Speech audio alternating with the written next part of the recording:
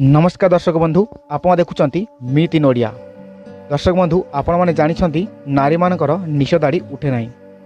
तो फ्रेंड्स केबे आपण भाभी नारी मानक निश दाढ़ी कौन पाई उठे ना? जदि जानते आपण को बहुत बहुत धन्यवाद। और जदि जानी ना ये भिडियोटी को प्रथम शेष पर्यंत संपूर्ण देखंतु आपण मन सब प्रकार प्रश्न उत्तर आपण को यही भिडियो ही मिल जाव। तो चलतु भिडियोटी आरंभ करवा। तो भिडियोटी आरंभ करने पूर्व आपण मानक छोट रिक्वेस्ट, यदि आपण मान एपर्यंत मीत इन ओडिया यूट्यूब चैनल को सब्सक्राइब करना तेज जल्दी ही सब्सक्राइब कर दिंतु और साइड तो बेल आइकन को प्रेस करने को भूलिए ना।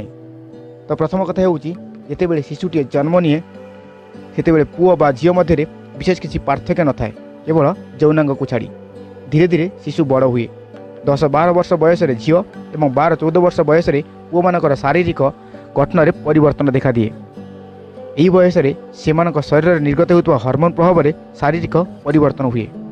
बालक मान शरीर में टेस्टिस बा अंड विकसित हो टेस्टोस्टेरोन नामक हार्मोन क्षरण करे। यही हार्मोन बालकर स्वर परिवर्तन, मांसपेशी को शक्त, मुखरे निश दाढ़ी, यौनांग चारिपटे लोम और पुरुष सुलभ गुण विकसित करे।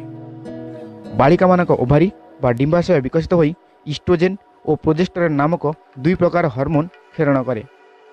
एमानक मध्यरु इस्ट्रोजेन हार्मोन बालिका मानक शारीरिक परिवर्तन में मुख्य भूमिका ग्रहण करे। इस्ट्रोजेन प्रभाव में बालिका मानकर मांसपेशी कोमल होगा, स्तन वृद्धि, यौनांग चारिपटे केश वृद्धि, नारी सुलभ गुण आदि प्रकाश पाए। इस्ट्रोजेन हेतु बालिका मानक मुखरे दाढ़ी निश बाहरी न थाए। केतक बालिका मानकर इस्ट्रोजेन क्षरण में अभाव देखा नाकतरे लोम वृद्धि हो निश भली देखा जाए। तेणु नारी मानकर निश दाढ़ी न बाहर एक शारीरिक प्रक्रिया। ये दर्शक बंधु आशा करुँची आपण मन सब प्रकार प्रश्नर उत्तर आपड़ पाई सारी थे। और जदि भिडियोटी आपको भल लगी थाए ये भिडियोटी को लाइक करने को भूलिए ना। और जदि आप चाहते यही जिन सब आप फ्रेंड्स मान सहित शेयर करने भिडियोटी को निहाती भाव में शेयर करूँ।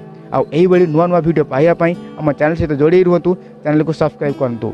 से पर्यंत विदाय नौची पुणी देखा आर भिडियो से पर्यंत भिडियो देखापी आपण मानक बहुत बहुत धन्यवाद।